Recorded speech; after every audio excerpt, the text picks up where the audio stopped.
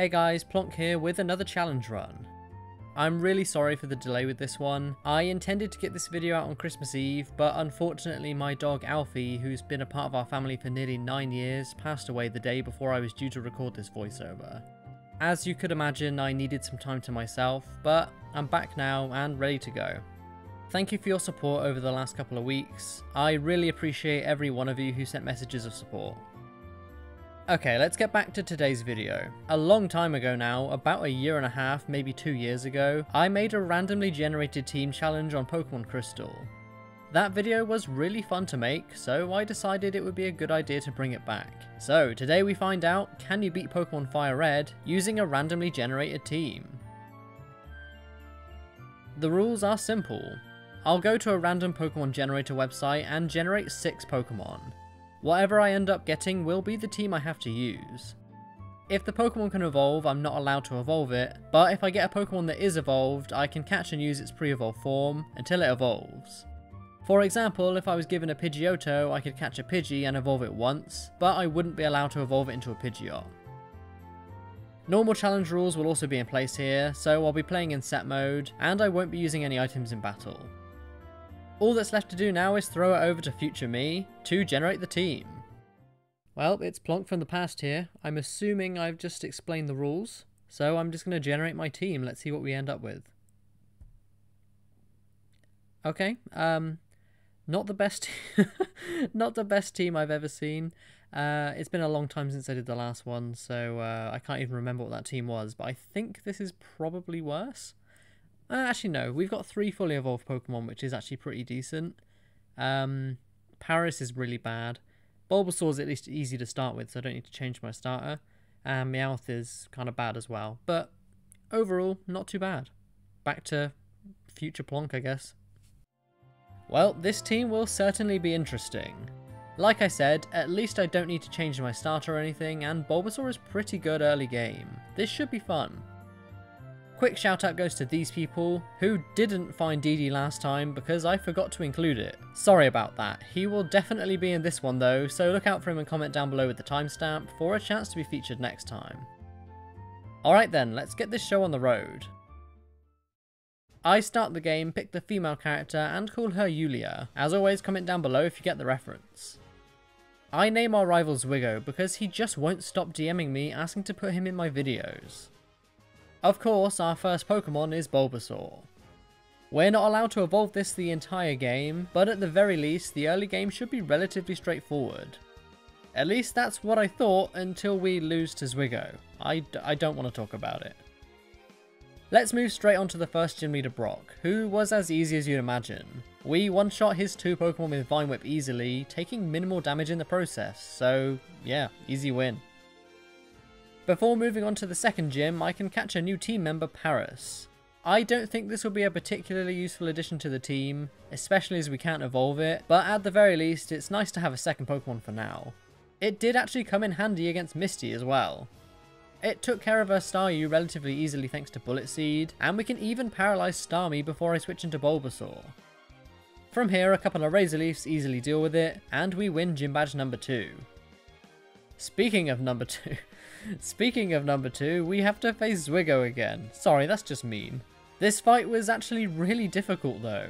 We have 2 grass types and he has a Pidgeotto and Charmander. You can see why this took a while. I had to do a bit of grinding just to get past this fight, but to be honest it didn't take too long. On this particular attempt we actually managed to beat Pidgeotto with Paris without taking any damage thanks to paralysis. This means we can actually survive an Ember from Charmander as well, paralyze it and hit a scratch all before we faint. We can then send in Bulbasaur, who gets hurt by Ember quite a bit, but a couple of Razor Leafs eventually take it out, and now we're basically in the clear. His next Pokemon Abra literally cannot attack me, so I take the opportunity to set up a Leech Seed on it, and heal up as much health as I can before it faints. Now we're in a much better position to beat Rattata, who deals some small damage to us, before fainting to a single Razor Leaf and we finally beat Zwiggo. I can see this rival fight being a pain later down the road. Now we can access the route below Cerulean. This means we can catch a new team member, Meowth. This is the 3rd and final Pokemon that we're not allowed to evolve, but at least we have a Pokemon that's not weak to fire or flying now. Thanks to Meowth, the next Zwigo fight was a breeze, and now we take on the third gym leader Surge. This fight was super easy as well though, thanks to Meowth. We've taught it Dig, so it can basically 1 or 2 shot his entire team of electric types, and we don't even take much damage. This fight was a lot easier than I expected, to be honest. With another gym badge down, we have access to a couple more team members. The first is Voltorb, who I can evolve into Electrode. Electric types are always a good thing as well, so I'm lucky that I'm about to get another one. I grab the EV from Celadon, train it to level 30 where it learns Bite, and evolve it into Jolteon using the Thunderstone. Suddenly this team is looking a lot stronger. Now we take on Erika, who wasn't too bad. Victory Bell is first, so I lead with Paris, but we can only bring it down to about 50% of its health, before we faint to a couple of super effective acids. I send in Jolteon, and thanks to some flinches we're able to knock it out in a few bites, even with her fully healing up in the process. Tangle is next and has pretty weak special defense, so it goes down easily after poisoning us, and now we just have to face her final Pokemon Vial Plume. We're barely able to deal any damage to it before we fall to a Giga Drain, so I send in Voltorb and start using Screech to lower its defense as much as possible. I hit 2, bringing it to -4 before we faint, and now Meowth can come in, whose payday is doing a lot of damage now thanks to those defense drops. We do get paralysed, but we're just able to come out on top, and win ourselves gym badge number 4. Giovanni was pretty easy thanks to Bulbasaur, and not even Zwigo is any match for us now. We also evolve Voltorb into Electrode, and now I have access to the Super Rod, which will allow me to catch the final team member for this run. I head over to the Safari Zone and fish up a Psyduck, and then train it up just 1 level to evolve it into Golduck. Finally, our team is complete. I then take on Koga, who wasn't really an issue. His first coughing faints to a single Surf from Golduck, and I switch into Electrode for Muck. My plan is to use Self-Destruct, but I decide to play it safe, and lower his defense first. This was actually a good idea as he uses Acid Armor, which boosts his defense. With effectively -1, Muck can't take the Self-Destruct, and we both faint. The rest of the fight was pretty straightforward. Jolteon deals with a second coughing and even lands a hit on Weezing before falling to a Sludge, and even with him healing, Golduck can finish it with a couple of Surfs for the win. I won't lie, this team isn't half as bad as I thought it was going to be. We have another fight with Zwigo while taking on Team Rocket, but it wasn't too difficult. Pidgeot and Gyarados both get dealt with by Electrode Spark, and I switch into Paris for Execute. We get hit by a Stun Spore, but a few Leech Lives bring it down, and next up is Charizard. I switch in Golduck, but we actually can't take 3 Flamethrowers, and we're slower. This means we can only land 1 Surf before fainting, which isn't quite enough. Even so, we can send in Electro to clean up with a Spark, and then decisively end the battle against his last Pokemon Alakazam with Self-Destruct. That was an explosive end to that one. Once again, Giovanni was easy thanks to Golduck this time, so let's move on to Sabrina. First up is Kadabra, so I lead with Meowth, and she's only able to use Future Sight before we bring it down with a few bites. It does deal some massive damage, but we're able to bring it down just in time, and we can land one last weak hit with Aerial Ace against Mr. Mime before falling to a Psybeam. I send in Electrode, who ends up getting confused, and we even hit ourselves. I don't want to mess around with this, so I just click the win button, aka Self-Destruct, and once again we both go down. Jolteon spars with Venomoth in a close battle, but we just come out on top, leaving us in the red as her final Pokemon Alakazam comes out. We could have been in trouble here, but Sabrina completely throws the fight, choosing to use nothing but Future Sight as we slowly take it down with a few bites. We win the 6th badge, but we could have been in real trouble there if the AI wasn't so stupid. Funnily enough, the next 2 gyms were really easy. Golduck deals with Blaine's team of Fire-type single-handedly, and against Giovanni, Bulbasaur can take on the 2 Rhyhorns in the Dugtrio easily before fainting to Nidoqueen, but then Golduck can finish that off and the Nidoking with ease. With that, we've completed our gym challenge. Just one more obstacle left to face before the Elite Four, and of course, it's Zwigo. You just can't get rid of that man. First up is Pidgeot, so I lead with Jolteon, and while he does land some decent damage on us with Quick Attack, we can bring it down in a couple of shockwaves. Next up is Rhyhorn, so I figured I'd let Paris have a go, but Bullet Seed is so weak that it doesn't even take it out. We then fall to a Rock Blast. I really need to teach this thing Giga Drain. I let Jolteon finish it with a bite, and next out is Exeggutor, who also goes down easily thanks to him missing Stun Spore and fating to a couple more bites. Alakazam unfortunately outspeeds us and takes us out with the Psychic, but Electrode and Self-Destruct should be an easy one-shot, right? Oh, never mind. I try and finish it with Meowth, but we also get destroyed by Psychic. I send in Bulbasaur as I really need Golduck if I want to win this fight. Thankfully, Zwiggo throws me a lifeline as he uses Future Sight, and we're able to take it out with a Razor Leaf. Of course, we don't stand a chance against Charizard, but thankfully Golduck can take a Flamethrower, and we even get a critical hit Surf at the perfect time. It goes down, and now we just need to beat his last Pokemon Gyarados, but the Future Sight leaves us in the red. I'm able to set up a Calm Mind, which thankfully allows us to live a Hydro Pump on just 1 HP, and then just when I thought all was lost, we get a lucky freeze with Ice Beam. That could not have come at a better time.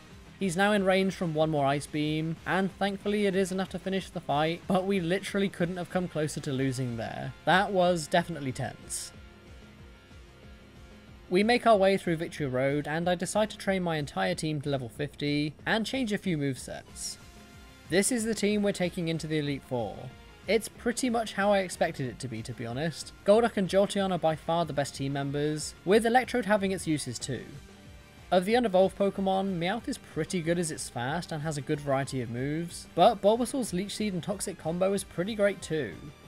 Paris is also a team member. Apart from having Spore, it's pretty much useless. Will this team be victorious over the Elite Four challenge though? Well, let's find out. Lorelei's first, and was surprisingly easy. Jolteon easily deals with her first 3 Pokemon single-handedly, and even gets a couple of hits in on Lapras before fainting.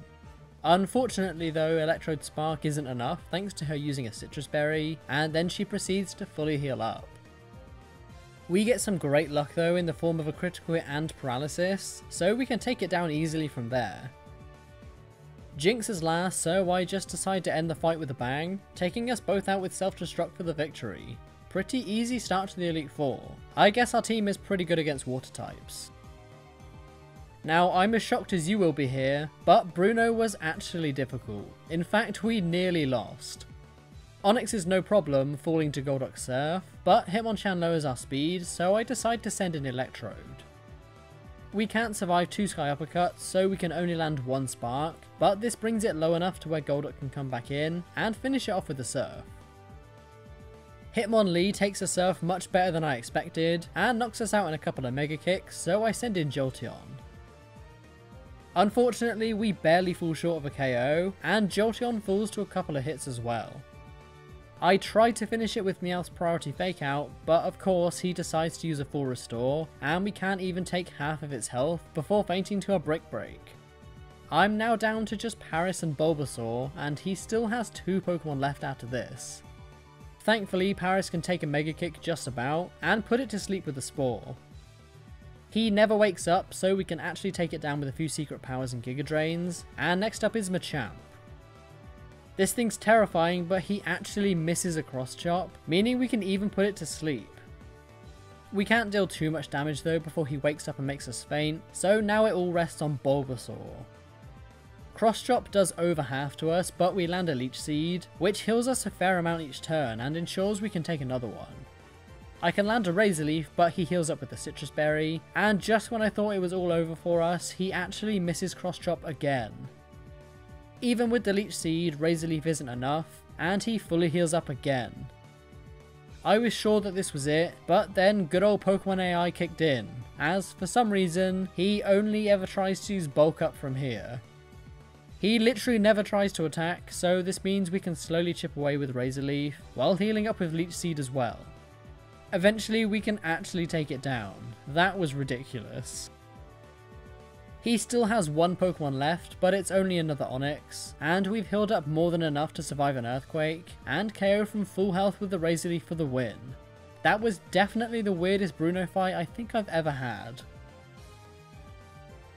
Agatha was actually much easier. Jolteon deals with the first Gengar with Bite, knocking it out with a crit even after she heals up, and Golbat falls to a Shockwave. I switch in Golduck for Arbok and set up with Calm Mind, before hitting a Surf for good damage. We can't take 2 Sludge Bombs though, so I switch back into Jolteon to finish it, and next up is the second Gengar. Bite is still doing a lot, and we even take a Sludge Bomb thanks to it being physical in this generation, and then we even get a lucky flinch with Bite to take it out before we fall down ourselves. Her last Pokemon is Haunter, and Bite does over half, but we get put to sleep with Hypnosis and taken out by a Dream Eater. I send in Meowth, and while she does heal it up, a few bites are all we need to secure the win. Just one more member of the Elite Four left to go. Lance was actually not too difficult either. Jolteon easily deals with Gyarados, and we can even win one-on-one against the first Dragonair, as we take 2 Outrages, hit a couple of bites, and then he knocks himself out in confusion. The second Dragonair does take us out after we land one more bite, and now I send in Bulbasaur to try and whittle away at its health with Leech Seed. We didn't get very far as he fully heals up and then takes us out with the Hyper Beam, but this is actually the perfect time to send in Golduck. I have Calm Mind, which I use while he's recharging, and this pretty much guarantees I can one-shot from here with an Ice Beam. We can then outspeed and KO the Dragonite from full health as well, and now he's down to his final Pokemon Aerodactyl. We do get outspared, but we easily take the incoming wing attack, and 1 Surf is all we need. We beat Lance, and now all that's left is the champion.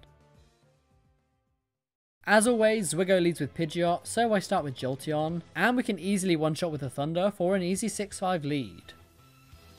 Rhydon is next, so I switch in Bulbasaur on an Earthquake, which apparently we can't survive. I definitely overestimated Bulbasaur's bulk there. Golduck can easily KO with a Surf however, and next out is Exeggutor. I switch in Paris, who can easily take Giga Drains all day long, and we're able to avoid a Sleep Powder and put it to sleep ourselves with Spore. Despite being 4 times super effective, Leech Life is still doing terrible damage, but he decides to swap out for the second one and send in Charizard. I try to put it to sleep, but we get absolutely destroyed by a Fire Blast, so I send in Golduck and set up a Calm Mind. We then land a Surf, but it isn't enough unfortunately, but he doesn't heal up thanks to his Citrus Berry, and then even proceeds to miss a Fire Blast, meaning we can take it out with 1 more Surf. That was kinda lucky. Exeggutor's back, but still asleep, and even with him healing up, our Ice Beams are doing more than half, so we can easily finish it off without getting hit. Alakazam is next and could have taken us out, but instead decides to use Future Sight twice, meaning we can take it out in 2 Surfs. We're now down to his final Pokemon, Gyarados. Even with the boost, Ice Beam doesn't do much of anything really, and we get taken out by a Thrash. I've got 2 electric types left though, so it's pretty much in the bag. I send in Electrode, finish it off with a critical hit Spark, not that we needed it, and that's all she wrote. Gyarados goes down and we beat Zwigo, and beat Pokémon Fire Red with a randomly generated team. This was actually a really fun challenge. It's been almost 2 years since I did the last one, I'm pretty sure, so it was really nice to return to this format. It was pretty obvious who the best team members were going to be here, but I've got to say, the unevolved members actually weren't that bad, especially Bulbasaur, who was the MVP of the Bruno fight for sure. Overall, I think Jolteon was probably the best team member, but Golduck was a close second. If you want to see more of these sorts of challenges, then let me know in the comments down below. If you have any other challenge ideas, then I'd love to hear those too. Once again, sorry for the delay in this one. I've had a real rough couple of weeks, and I've just not been able to work on videos as much as usual. It'll probably be the new year when this gets posted, as at the time of recording this it's the 30th of December, so Happy New Year! I'm really looking forward to making more content in 2022. Let's try and hit 40,000 subscribers by the end of the year. Once again, thank you all so much for your support. It really means so much to me. Alright, that's pretty much all I've got for you today, so as always, thank you all so much for watching. Until next time.